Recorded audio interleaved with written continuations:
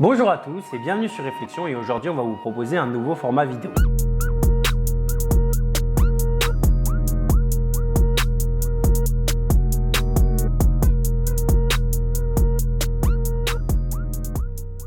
Dans cette vidéo, un acteur de l'hôtellerie, Patrick Hayat, est venu nous expliquer comment son secteur a réagi face à différentes crises. Mais avant tout, je pense qu'il est important de préciser qui est Patrick Hayat. C'est un gérant de 6 hôtels sur Paris et qui a lancé en 2006 sa marque d'hôtellerie et son premier établissement. Patrick Hayat a commencé avec une grande école de commerce, le SCP, avec laquelle il a beaucoup voyagé à Barcelone, à Singapour. Ces voyages lui ont donné une ouverture d'esprit et lui ont permis de comprendre de nombreuses choses. À la suite de son école, il travaillera chez Unilever dans la filiale Astra Calvé ou même TF1 ou Softissimo, l'éditeur de logiciels de Reverso. Il lancera même son propre cabinet de conseil de stratégie en hôtellerie et c'est en 2006 qu'il lancera sa marque d'hôtellerie et son premier établissement. Mais pour en savoir plus, je vous invite à lire l'article sur réflexion.fr dans lequel on raconte avec plus de précision certains détails de son histoire et de son parcours, par exemple comment il a réussi à trouver l'argent pour lancer son établissement, son premier hôtel. Sur ce, je vous souhaite un bon visionnage. Victime de la crise des subprimes, les bourses plongent, Paris perd près de 4%. Nos surfaces de logement ont été complètement cannibalisées par Airbnb.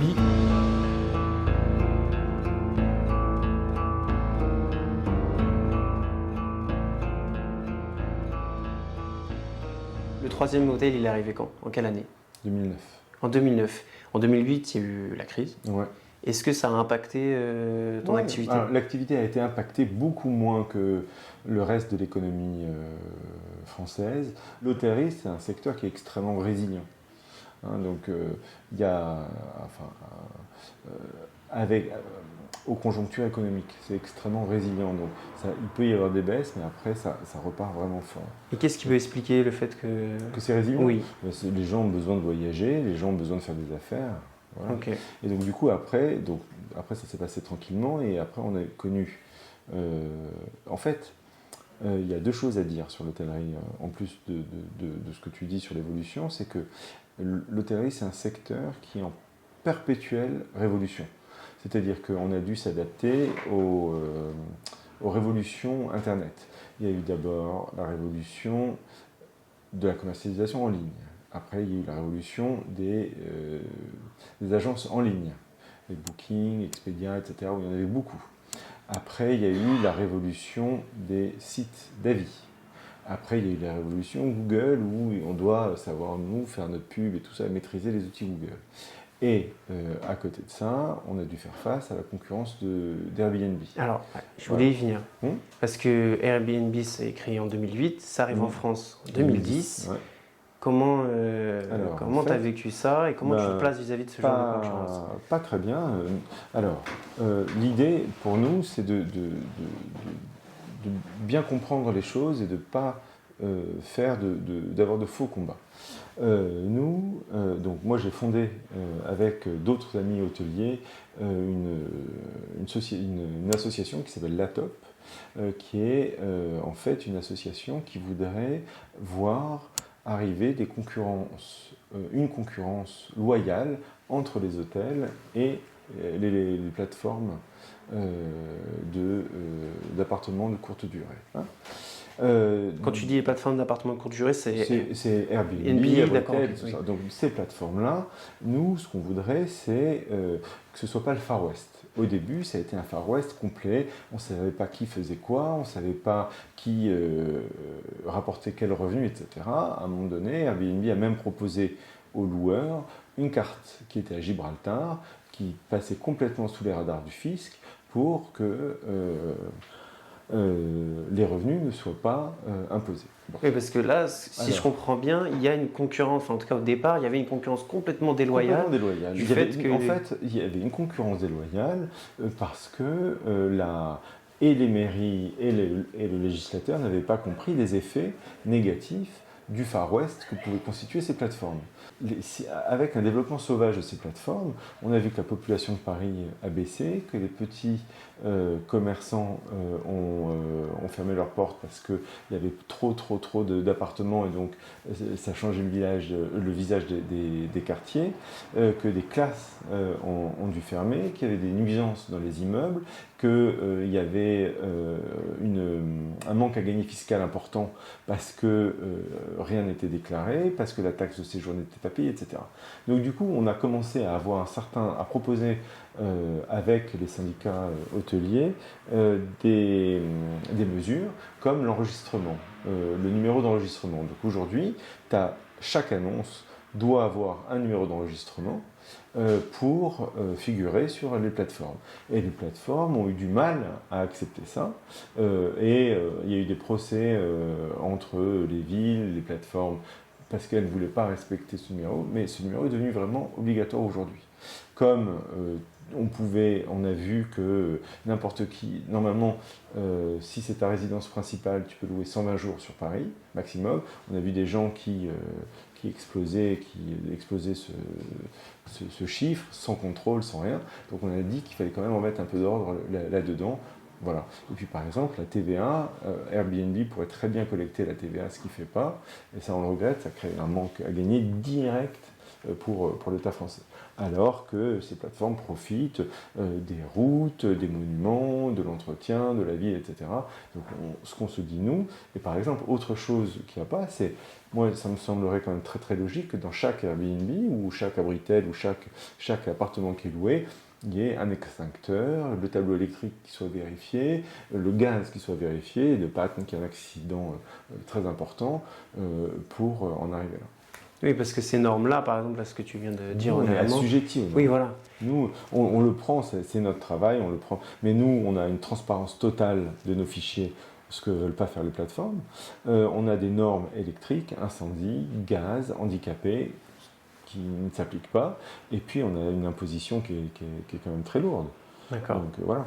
Parce que du coup, Airbnb arrive en 2010 les en plateformes, France. Ouais. Enfin, les plateformes. Oui, parce qu'il n'y a pas que Airbnb non, il y a plusieurs. Oui. Donc, les plateformes, il faut voir, à Paris, il y avait environ, en 2019, il devait y avoir quelque chose comme 80 000 chambres d'hôtel. D'accord. Et il y a eu jusqu'à 70 000 appartements sur les plateformes.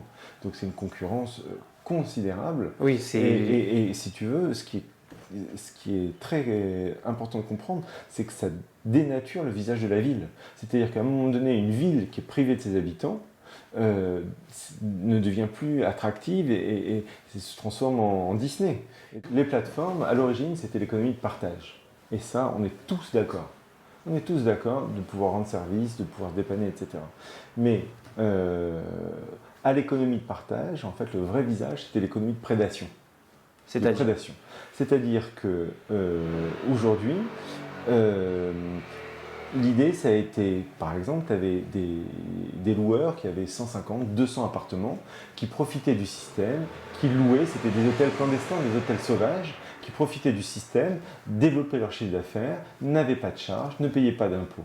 D'accord. Et créer, alors ce que j'ai pas dit, c'est qu'un des impacts massifs de ces plateformes, ça a été l'augmentation des loyers dans les villes et du prix du mètre carré dans les villes. On était avec une ville du sud-ouest récemment qui nous a dit que à cause d'Airbnb et des plateformes, le prix dans sa ville avait considérablement augmenté. Et si tu veux, l'argument réciproque de dire, ben voilà, ça permet à beaucoup de gens d'arrondir leur fin de mois, oui. Ben ça, c'est pas complètement vrai, même plutôt faux, parce que déjà, ça augmente considérablement les loyers. Tu vois? Donc déjà, comme ça fait augmenter les loyers, tu perds directement du pouvoir d'achat pour tout le monde. Ah oui, parce qu'en fait, la plateforme n'est pas utilisée finalement par les personnes qui veulent louer leur appartement en vacances. Enfin, pas que. Pas que. Mais il faut garder de la mesure, mais si tu veux... Et tu as des chiffres en tête, comme ça, de proportion ou non du tout? Je peux te donner un ou deux chiffres. C'est que l'idée originelle est très sympathique et très, très louable, et elle a été transformée, et si tu veux, il faut remettre de l'ordre là-dedans, sinon ça devient complètement incontrôlé. Et ce qu'il faut bien comprendre, c'est que l'idée que nous avons, c'est pas de mettre des règles pour mettre des règles, etc., mais bien au contraire, c'est de mettre des règles pour être libre, c'est de fixer un cadre dans lequel on se sent libre. C'est pas, encore une fois, c'est la France, c'est pas la jungle, c'est pas le Far West. Alors tu me posais une question, c'est 4 fois plus rentable pour un propriétaire de louer en Airbnb ou avec une autre plateforme que de louer en location de longue durée.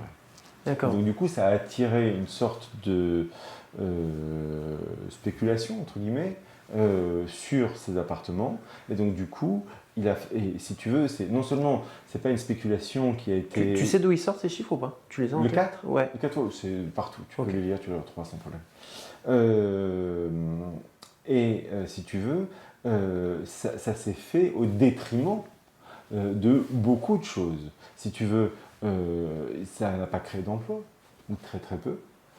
Alors, il y a des petites sociétés qui sont créées, etc., mais c'est dérisoire. Voilà, ils ne payent pas d'impôts, ou très peu. Enfin, je ne vais pas dire qu'ils ne payent pas d'impôts, ils payent très peu d'impôts. C'est-à-dire que moi, je crois qu'avec 3 ou 4 copains, on doit payer plus d'impôts qu'Airbnb en France. Ils disent qu'ils payent la taxe de séjour, mais ils la payent, c'est tout à fait vrai. Mais ça a été très compliqué. C'est quoi la taxe de séjour? La taxe de séjour, c'est à chaque visiteur qui dort dans un de tes hôtels, tu dois payer une taxe de séjour qui est fixée par la ville. D'accord. Il y en a dans la plupart des villes de France. Et en considérant qu'un appartement sur Airbnb est un hôtel, on doit payer une taxe de séjour? Non, je ne considère pas du tout que c'est un hôtel, mais je considère qu'on accueille un visiteur qui reste pour un séjour de courte durée. Donc c'est un visiteur. Oui. Donc du coup, il a une taxe de séjour. Et donc tout ça a mis beaucoup de temps. Et donc si tu veux, l'idée de ces plateformes, ça a été de profiter du marché. Et maintenant que les villes ont compris que c'est pas simplement un problème hôtelier, hein, c'est un problème citoyen. C'est un problème citoyen parce qu'il faut faire très attention à l'impact très négatif que ça a sur les villes. Très négatif que ça a sur les villes. Donc, du coup, pour que ça devienne un impact positif, il faut qu'on puisse accueillir la personne qui veut qui veut utiliser une plateforme, puisse l'utiliser, mais que elle soit bien accueillie dans des normes réelles, et que ces plateformes payent ce qu'il faut d'impôts. Et que les plateformes et les propriétaires payent ce qu'il faut d'impôts. Donc bien sûr que tout soit bien déclaré, que tout fonctionne bien, et que l'administration ait suffisamment de données pour contrôler. Il ne faut pas que ce soit juste du déclaratif, mais que ce soit vraiment très très pushy. Et si tu veux, ce qui s'est passé, c'est qu'il y a eu un vide juridique qui a fait qu'elles se sont engouffrées là-dedans pour créer une économie grise dont on a énormément souffert. Et si tu veux, ce qui est... Quand tu dis énormément, c'est... c'est-à-dire que c'était, pour nous, c'était de la concurrence déloyale. Tu vois, moi par exemple, j'avais un hôtel, il y a un appartement qui s'est loué en face, il se mettait systématiquement 10 € en dessous de mon prix. Et il y a 2 idées fausses qui sont souvent répandues. C'est que le prix moyen d'Airbnb est en moyenne plus élevé que le prix moyen des hôtels à Paris, par exemple, pour le dire pareil. Donc c'est pas plus attractif. Ça, c'est une idée fausse. Et ça, c'est aujourd'hui? Ça a toujours été le cas? Je n'ai pas d'historique en tout cas. Aujourd'hui, c'est vraiment c'est avéré. Et la deuxième chose, c'est que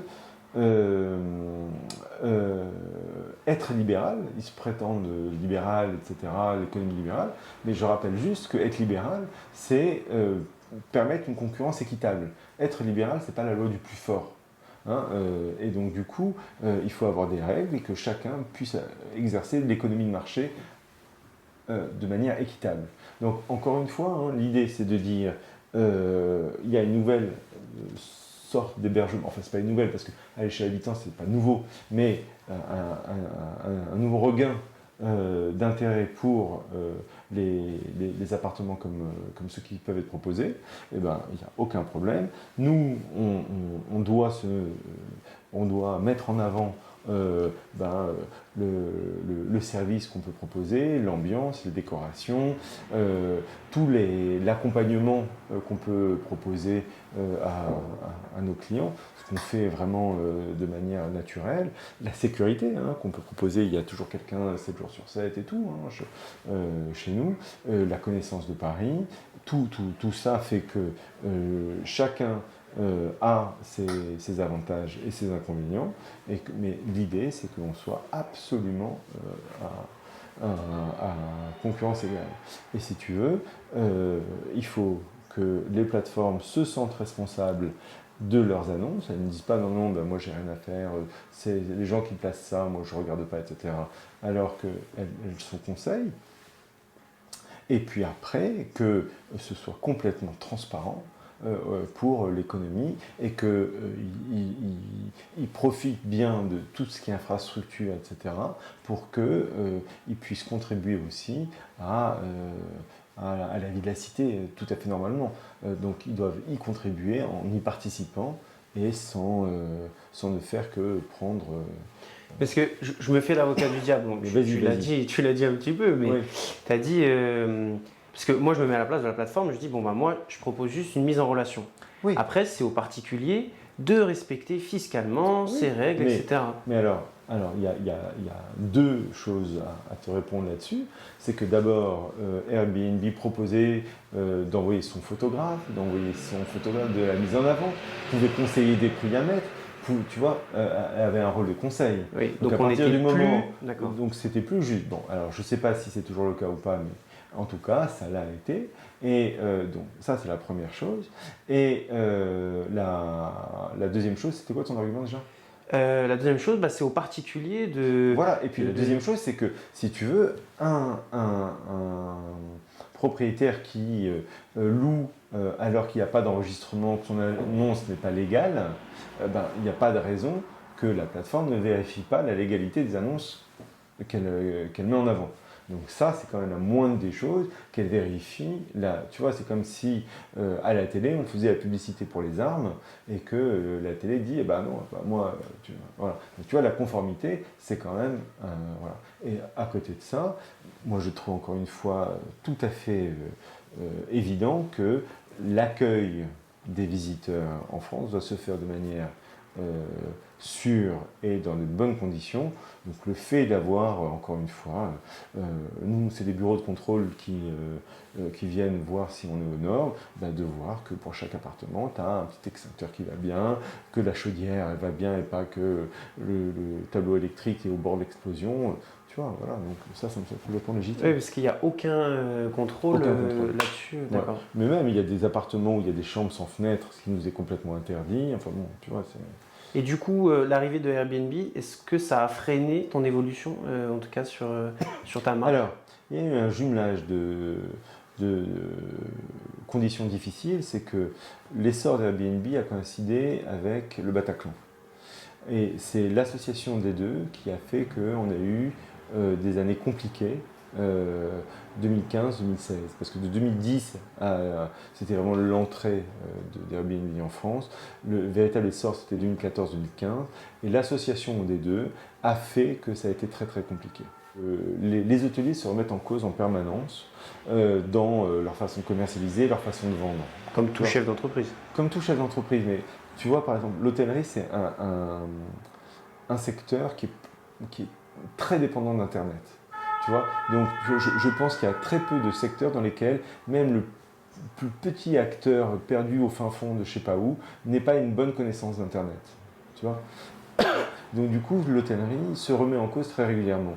Donc Airbnb, le Bataclan, tout ça a fait qu'on s'est dit comment faire pour surmonter ces crises. On est une profession qui est très éclatée. Alors que Airbnb et les plateformes sont très concentrées, ils ont un pouvoir de lobbying qui est très très fort. Et donc du coup, pour eux, l'idée, c'est effectivement de dire qu'ils participent avec la ville, mais en fait, ils sont en procès avec les villes, et donc ils retardent le plus possible les échéances.